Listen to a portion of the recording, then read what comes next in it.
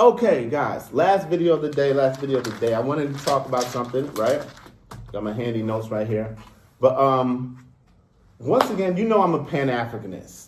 Let me explain to you what a Pan-Africanist means in my terms, right? Which there is a proper definition, but I'm going to try to break it. A Pan-Africanist is a African, a descendant of African, who wants to unify other Africans across the globe. Now, we consider Jamaicans, they're Africans that were stolen from Africa and took into the islands Caribbean. St. Thomas, St. Croix, Haiti, the whole Caribbean, even Central America. We're talking about Brazil. There's more black people, Africans who were taken from Africa to Brazil than ever here in the United States. Hope you guys know that. There's more slaves that were taken to Brazil than America. People think America was the number one. No, Brazil. Then we got Cuba, Puerto Rico. Africans were spread all over the place. Then we had some in Europe. The Arabs took some. There was an Arab slave trade before the transatlantic slave trade, which we call the Mahafa. The Mahafa means a terrible thing in Swahili. And so we have Africans in Australia that were spread across the whole globe. We all know that Africans were the original human beings. That's just the truth. Understand anthropology. We don't have to debate that, right? So that's what and we believe us coming together. We all have the similar enemies. We all have the similar, even though some of us have been in Jamaica for 6-7 generations, America for how many, Pan-Africanist means we all understand that we come from the continent of Africa and the solutions for our problems, because no matter where you go on this planet Earth, the black man is disrespected, even in Africa. So we're saying we won't be able to fix this problem unless we all come together. Now, the issue with that, and this is the reason why we have these diaspora worlds, is we have an interference which is our enemy. The Western worlds, the Middle Eastern, and I would say Asia, and also Russian interference too. Because within FBI documents, and I'm not sure if it's a coroner, they even state the only threat to our power being white supremacy. They didn't say white supremacy, but just the U.S. government's power, not government, the U.S. power, is Pan-Africanism. I don't care what organization you name the organization, they have not had more accomplishments than Pan-Africanism.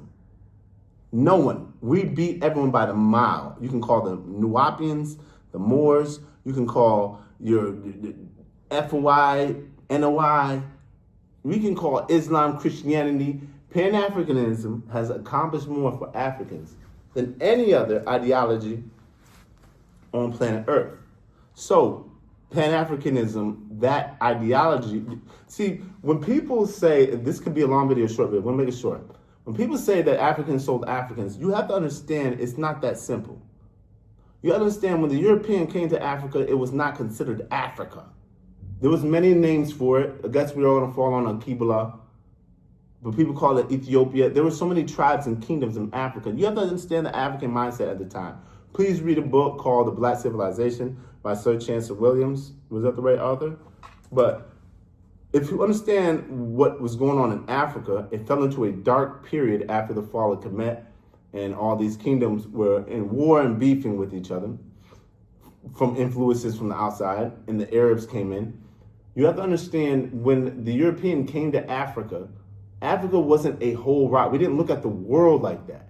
We didn't believe in racial superiority. So if you were black or white, it wasn't really like black, white, yellow. These are new concepts. If you don't really understand the history of the world, these concepts are new. What is a white man? What is a yellow man? They were new. So to Africans, when the Europeans came, they didn't look at them as a threat. They welcomed them in. They showed them everything. And so when people say to become a slave, Africans sold Africans, for one, there were wars happening. So the European came in using trickery, arming one side to go get slaves. And this is also a very important part. Slaves, the idea of a slave in Africa and the idea of a slave in Europe was totally different. A slave still had some rights in Africa, meaning the way to become a slave is criminal. 2, you owe a debt. 3, if you were conquered by an outside force. But a slave, 1, if you were a slave, that didn't mean, in Africa, if you were a slave, that didn't mean your child was a slave. 2, no one could be a slave into perpetuity, meaning a slave forever. Your children, no. There was a reason why you are in, if I give you a loan and you can't pay me back, then you would have to come and be a slave, quote unquote, and you would have to work that off. You would have to work my fields, you would have to do whatever. Also, you weren't able just to brutally beat them, rape them, molest. No, it wasn't that type of thing. European slavery was different. European slavery wasn't to perpetuity, meaning you could own that person's child, that person's child's child into perpetuity. You had no rights. They would take your religion. In Africa, you kept your religion, you kept your name, you kept your language. In America and inside Western Hemisphere, you had to lose your name. They took your language. You had to lose your religion. You had to take their religion, and they would literally beat and brainwash you. There was no such thing as breeding So when Africans found out what was happening, there were kingdoms that were selling Africans. But when they found out what was happening in the Americas, they said, hold on, wait, what's going on? That is true. That part is true. But that was only a very few. Africa's a huge place. There were only a few kings who do that, which have apologized to this day. So let's get over that talking point. Once again, slavery was a European institution ran by Europeans, benefited by Europeans. Name one country in Africa today that you see that benefited from slavery. Name me one, please. Name me one. So the fight between continental Africans, Caribbean Africans, American Africans, Canadian Africans is such a dumb fight. It makes no sense. It makes no sense. When he says, I'm not sure on there if he gets to it, but he says the reparations that we get are for American Africans. Great, right? We understand everybody needs to fight for their homeland, of course. But you have to understand, if you go up to them yourself, let's say Jamaicans go to the British Empire themselves, and they say to them, hey, we want our reparations. What you will get will be nothing compared if the Jamaican, the Haitians, the St. Croix, St. Thomas, the Africans in America, the Canadians, the Continental, and the Middle Eastern, because we all deserve reparations. If you understand the Mahafa, the transatlantic slave trade, it wasn't just about one group. All Africans were being sold. All of them were slaves in Jamaica, growing sugar cane, in Haiti, making cotton.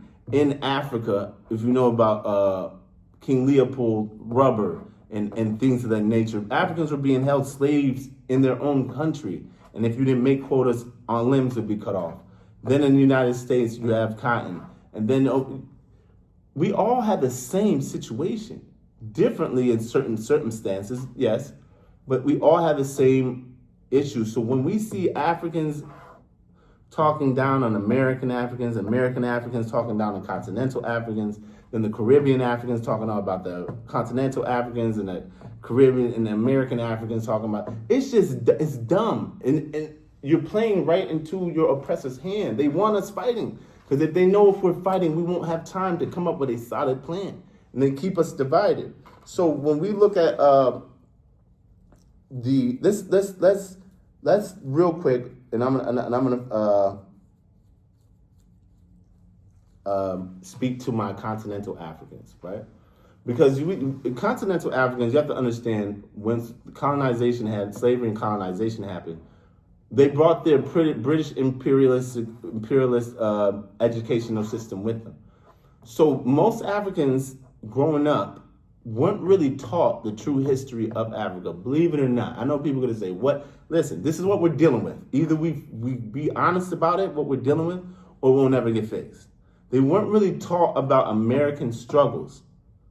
They weren't really taught about the Jamaican, the Caribbean, in the Middle East and the European. We Africans on the continent knew there was things going on, but they had problems of their own colonization. If you look at South Africa, the apartheid, Congo, we have wars, colonialism, neo-colonialism, imperialism. There's so much going on, so they didn't really have the time to properly educate themselves. So with my continental Africans, I will say, if you look at the creation of Pan-Africanism, this is a huge debate, where did it first start? Let's ask ourselves, did it start in Africa, outside of Africa? And there's a strong argument to be made that Pan-Africanism did not start in Africa. It started outside of Africa from American slaves. Africans that were brought to America to be slaves. When we talk about the first convention of Pan-Africans in London was in 1897 by Sylvester Williams. 1900s was the first formal Pan-Africanist convention in London also, which was ran by W. Du Bois. So we're talking about early 90s. This is around Marcus Garvey time too. And then we're gonna say, but some people would say, well, Haitians were the first one because when they got their freedom in 1804 from France, they said to every African across the globe, if you can make it to Haiti, you're a free man, right? If you can make it to Haiti, this is what the Haitians, the Africans, the now called Haitians, said to the rest of all of Central America, Northern America, if you guys are able to make it out of slavery, you can come to Haiti and have your freedom. So the slaves that came to America were from all over Africa. We're not talking about one particular spot. Some majority came from certain spots, but most of them were from different tribes. So this is why we say, are the Haitians the first Pan-Africanists with the ideology? But anyway, Marcus Garvey popularized it later on. Once again, separate reparations is divide and conquer. Also, there's only 3 million African immigrants in America. And one thing I would say about the FBAs and the ADOs, you guys have so much smoke for American immigrants, but we don't see you see anything about Asian immigrants. We don't see you say anything about European, Eastern European, like Ukrainian immigrants. We don't see you even out there talking mess about the South African Afrikaners who are able to come over here. We don't see you say anything about the Mexicans. For you guys to have so many internet spaces talking so greasy about only 3 million immigrants, which is like 3% of all immigration, and you're gonna sit there and talk that greasy and you won't say nothing, it lets us know that this movement is based on cowardness. You won't say nothing, you won't speak no truth to power. Your boy Tariq Nasheed, whenever somebody asks him a real question, he runs. So what's your plans? Oh, what plans? This isn't a movement. So what is this? This is just internet bullshit? We're Native Americans? Okay, well, when we see you guys on the reservation, we'll believe you. But anyway, but I will say to my African immigrants, one of the major reasons why the American Africans feel the way they feel, which they are validated in what they feel, is because when you look at the Immigration of Nationality Act in 1965, this is a civil rights movement, they're the reason why a lot of Africans were allowed to America, also Asians and whatnot, because they had an act that passed and it abolished race-based national origin quotas and allowed for diverse immigration to the USA. Before, there was no immigration from Africa and certain parts of Asia. But after they put that act in, which this is the whole Martin Luther King movement and all, this is what Lyndon B. Johnson was out there signing up, they allowed for people to come here. And as they came, what they found is, and this is what I say to the American Africans, the reason why Africans come here and they don't really join anything, especially in today's time, is because when they come here, there's nothing here to join other than a church. Most black people, American Africans, that came here through slavery, really don't own anything here. What do you own for you to expect Africans to come from the continent to come here to join, other than a church or a mosque?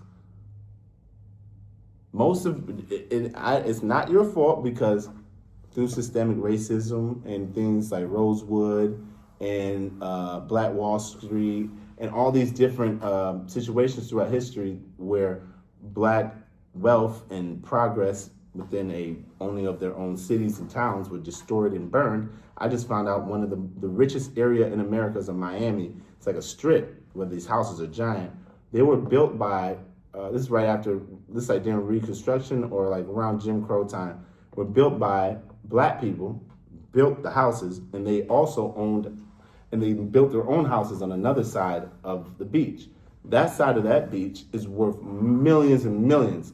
And they were building houses there, and as they finished, literally like a week or two when they finished building these giant mansions for white people, these white people sent out, KKK crackers and all that to go burn their side of the town. Burned their houses, burned everything. So continental Africans and American Africans, African Americans, whatever you have it, I call you Africans, I'm not playing that game. We gotta stop fighting each other. It makes no sense. It is what the white man does. It's called divide and conquer. We are all the same people. We have different historical paths, but if we don't understand, the only way, especially as black men, we are at the bottom. I can go to China, you will be disrespected. We can go to Argentina, black man, you will be disrespected. We can go to Canada, you're gonna be disrespected. We can go to Arkansas, America, you're gonna be disrespected. We can go to London, you're gonna get disrespected. We can go to Pakistan, Afghanistan, Saudi Arabia. We can even go to parts of Northern Africa, Egypt. The black man is being disrespected across the globe because the rest of the world seems to know who we are, but we seem not to know who we are. And I'm sick and tired of this, man. Like, I really am. It's getting to a point to where it's like, and you have opportunists like Tariq Nasheed and all these other people, and they always talk about Dr. Claude Anderson. He was a great economist. He had a plan. Dr. Claude Anderson was one of these hating-ass FBA type of dudes, too. You know what I mean? And one thing I keep trying to tell the American Africans, you guys, listen, if you think African immigrants is going to stop coming here, that's not going to happen. It's not going to stop. You have better fish to fry. I don't know what you're worried about this, when you should be worried about building your own institutions. Stop. Africans would come here in drones and join American African institutions if there were some there to join. There's nothing. Black people have given up ownership to go and work at the white man's hospital, work at the white man's bank, work at the white man's gymnasium, work at the white man's law firm, work at the white man's stadiums, work at the white man's trucking companies, work at the white man's, warehouses and logistics and supply chain apparatuses, and work at the white man's airports and be white man's, instead of you focus on building your own. So when a black man comes here to America, what do you want them to join? You ain't even joining your own shit.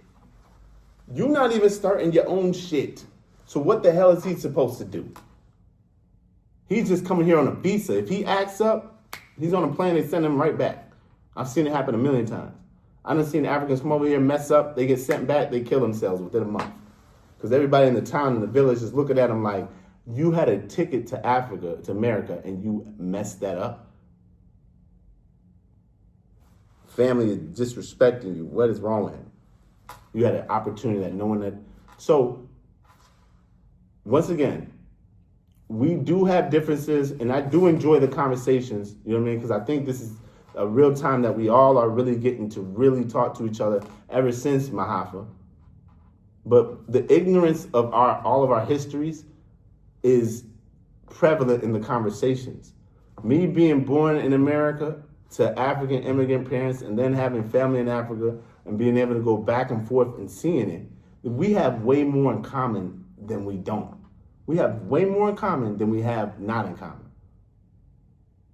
So anyway, I just wanted to say that, and we got to stop all this in-house fighting. And guys, we got way bigger fish to fry. Donald Trump, the midterms are coming. Donald Trump's running from a third president. They're trying to make the black family literally the permanent underclass. They're trying to get black people to interracially marriage outside of their. It only takes 3 generations to erase your phenol characteristics. And Africans, there's too many. We're gonna keep coming in. So the American Africans, you guys got to be really careful. You got to stop marrying all these white people, these Mexicans, or there will be no black America. There will be no one to give reparations to. And when you get your reparations, where are you going to take it to? Right back to the white man. Like, come on. It's really simple. This isn't economics times of business. If you own nothing and the government gives you checks, where are you going to go? You're going to go to the white man's auto dealership and buy a car from him. You're going to go to the white man's bank and put your money in their bank. You're going to go to white man's malls and shop. So what they're looking at it like, oh, we're just going to get the money back regardless. Give it to them. So then after that, they can shut up about slavery and they can be quiet and we can just keep going. But anyway, I just had to say that today. I just wanted to be quick little rants. I'm going to start doing a little bit more rants because, yeah, why not? Let's give more of my personal opinion. It might not be so educatedly rooted. It just might be just my personal takes on certain situations. So anyway, guys.